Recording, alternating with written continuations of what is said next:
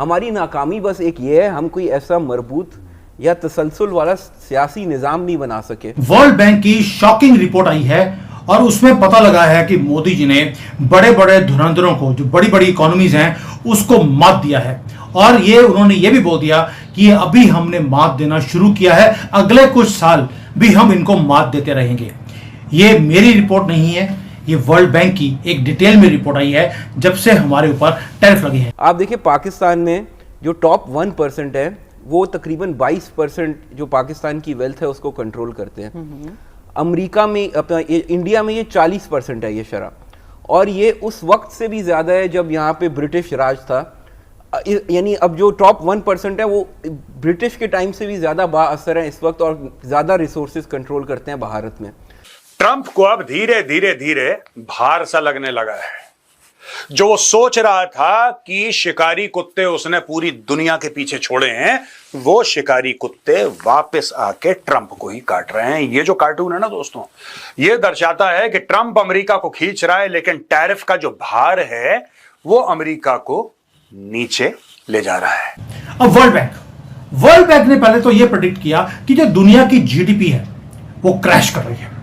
क्या word use किया? नीचे नहीं आ रही, क्रैश कर रही है। और पूरे दुनिया की जो जीडीपी है वो 2.2% की से राइज करेगी 2025 में, लेकिन जो भारत की इकोनॉमी है वो 6%, 5.5-6% पे राइज करेगी, यानी कि दुनिया से 3 गुना ज्यादा। बेसिकली जो हमारा लोन है ना, जो हमारा जीडीपी है, ठीक है ना, उसमें 74% जो हमारा है ना वो लोन में चला जाता है। तो ये जो सारा प्रोसेस, इसी वजह से तो पाकिस्तान ऊपर नहीं आ रहा।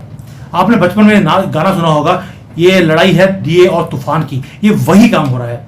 तूफान उनके यहाँ पर है और हमारा दिया लड़ रहा है इस तूफान के साथ जीतने के लिए। सारी प्रेसिडेंसेस जो हैं, सारे जो स्टैंडर्ड्स हैं, उनको बाईपास करके वो एक फ्रेंजी है उनके अंदर कि वो वेपन्स खरीद रहे हैं।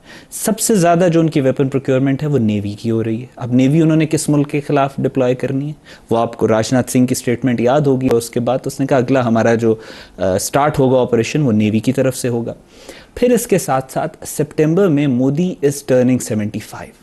अब the real God father of India और बीजेपी डोनाल्ड ट्रंप और भारत के बीच में आसिम मुनीर का क्या काम? दोस्तों, ये जो आदमी है, ये एक ऐसा प्यादा है जिसने परसों पाकिस्तानियों के सामने यह बोला कि भारत एक मर्सिडीज है और पाकिस्तान एक कूड़ा कचड़ा उठाने वाला dumper.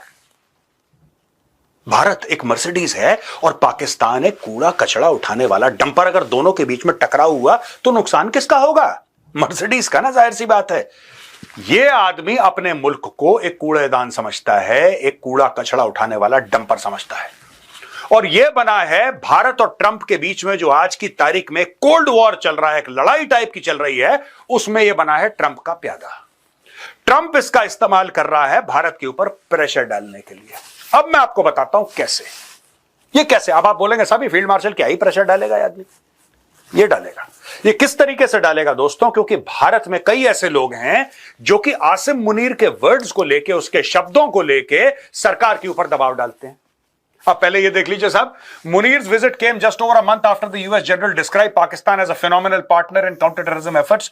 During a congressional hearing, where he also praised Pakistan's role in promoting peace and stability in the region, in Tampa, Munir attended the retirement ceremony of outgoing US Central Command CENTCOM Commander General Michael E. Kurilla and the change of command ceremony marking the assumption of command by Admiral Brad Cooper. यानी कि जो America का पूरा military structure है उसके साथ ये जाके मिला।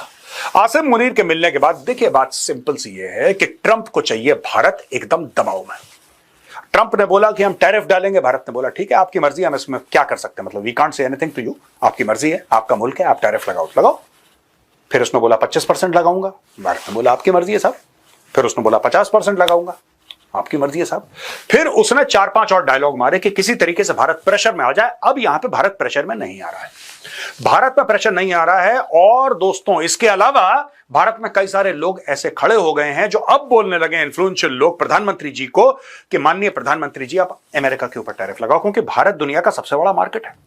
यानी कि जो बात मैं आपको बार बार बोल रहा हूं कि जो टैरिफ लगे हैं आपको घबराने की जरूरत नहीं है। ये मैं इमरान खान वाला डाटा नहीं बोल रहा हूं, वो वर्ल्ड बैंक बोल रहा है कि ये मूवमेंट भारत का है। भारत की राइस का है और टैरिफ्स के बाद हमारी जो ग्रोथ है वो और भी ज्यादा बढ़ने वाली है और चाइना का जो ऑल्टरनेट है वो भारत बनने वाला है। आपको जानकर हैरानी होगी, जो मैं रिपोर्ट की बात कर रहा हूं ये हमारे इंडियन मीडिया इसको टच नहीं कर रहा, ना ही कोई भी भारत में इस रिपोर्ट को टच कर रहा है। इस रिपोर्ट को टच किया चाइना ने। और चाइना, ये जो रिपोर्ट दिखाई मैंने आपको, ये चाइना की मीडिया से मैंने उठाई है। नीचे देखिए वो जो स्टैंप भी लगी है वो चाइनीज वालों की, वो लगी हुई है बीच में सेंटर में। And they are talking of India's rice. जब दुश्मन आपके बारे में बात करना शुरू कर दे, इसका मतलब ये है कि आप कुछ तो ठीक कर रहे हैं। वर्ल्ड बैंक जो बोल रहा है, आज चाइना ने वो बात बोलनी शुरू कर दी है। उस्मान साहब, अभी जैसे डॉक्टर साहब भी कह रहे थे कि अपॉर्चुनिटीज हैं, अगर हमारे ताल्लुकात अमेरिका के साथ अच्छे हैं, वो भी हमसे शफकत करें तो ज़बरदस्त बात है, लेकिन क्या हम उससे सही फ़ायदा उठाने के लिए हमारी स्ट्रैटेजी डिज़ाइन है? अब ये जो पिक्चर है, जो उन्होंने पूरा पिक्चर इन्होंने बनाई है, जो मैं आपको दिखा रहा हूं, ये जो उन्होंने बताया कि भाई पूरे दुनिया की जो इकोनॉमिक ग्रोथ है वो स्लो डाउन हो रही है, कोलैप्स कर रही है, क्योंकि ट्रेड वॉर हो गए हैं, पॉलिसी का क्योस है, और ये क्योस ट्रंप के आने के बाद और भी ज्यादा तेज हो गया। लेकिन ट्रंप इसके लिए जिम्मेवार नहीं है। जो पुरानी गवर्नमेंट थी, वेस्ट की, यूरोप की, ये सभी के सभी रिस्पॉन्सिबल थे इस पॉलिसी क्योस के, जो इन्होंने बना के देखा अपने आप को अमीर करने के लिए और दुनिया को गरीब करने के लिए। लेकिन इस गफलत में रहे कि हम अमीर हैं, अब ये भी गरीब होते जा रहे हैं। दोस्तों, इसको ब्रेक डाउन करूंगा मैं स्टेप बाय स्टेप, नंबर्स के साथ, विच विल शॉक यू। और भारत के लिए क्या बोला है, गर्व से सीना चौड़ा हो गया, क्योंकि चाइना बात कर रहा है और दुश्मन हमारा है सबसे बड़ा वो चाइना। भारत जैसी जनसंख्या कहीं भी नहीं है और भारत की मिडिल क्लास इतनी बड़ी है कि टोटल अमेरिका की पॉपुलेशन से ज्यादा भारत की मिडिल क्लास है।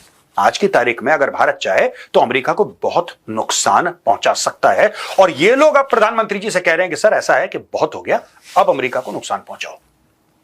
यहां पे आसिम मुनीर इसलिए काम आता है दोस्तों, क्योंकि आसिम मुनीर वो इरिटेंट है जो कि कुछ ना कुछ बोलेगा। हम भारत के डैम जो भारत बनाएगा हम उस पर मिसाइल मार देंगे, बोला इसने। भारत ये करेगा तो हम न्यूक्लियर वॉर कर देंगे, ये कर देंगे। ये धीरे धीरे ये ट्रंप की, जैसे तोता है ना, तोता जो मालिक कहता है तोता वही बोलता है, ट्रंप का तोता है। तो जंग आ रही है, आपका मानना ही है? बिल्कुल जंग आ रही है। अमूमन आपने हथियारों की प्रोक्योरमेंट की बात की, उसका कॉन्टेक्स्ट भी बताया। ये हथियारों की प्रोक्योरमेंट, न्यूक्लियर वेपन्स वगैरह, हम तो पढ़ते चले आए थे कि ये चाइना स्पेसिफिक है, लेकिन अब ये चाइना से बिल्कुल हट गए हैं। अब तो वो पहले तो पाकिस्तान को कहते नहीं, पाकिस्तान हमारा इशू नहीं है, चाइना इशू है। अब दोबारा से पाकिस्तान फोकस, इसकी क्या वजह है, क्या ऑब्सेशन क्या है पाकिस्तान से? तो उसका ये इशू है कि जो उसका ट्रेड है, इंडस्ट्री है, तिजारत है, वो अमेरिका से अप जा रही है। ठीक है, मेन इशू उनका ये है। आपको क्या लगता है कि ये ट्रम्प के इस प्रेशर से इंडिया और रशिया क्लोज होंगे या फिर इंडिया झुक जाएगा अमेरिका की तरफ, जो कि अभी तक झुका नहीं है? वर्ल्ड बैंक ने क्या बोला कि जो साउथ एशिया है, यानी कि इंडो पैसिफिक जो रीजन है, लेड बाय इंडिया, वो फास्टेस्ट ग्रोइंग रीजन बनता जा रहा है आगे जाकर। यानी कि जितनी भी इमर्जिंग मार्केट्स हैं और डेवलपिंग इकोनॉमीज हैं, उसमें भारत सबसे ज्यादा तेजी से आगे बढ़ रहा है।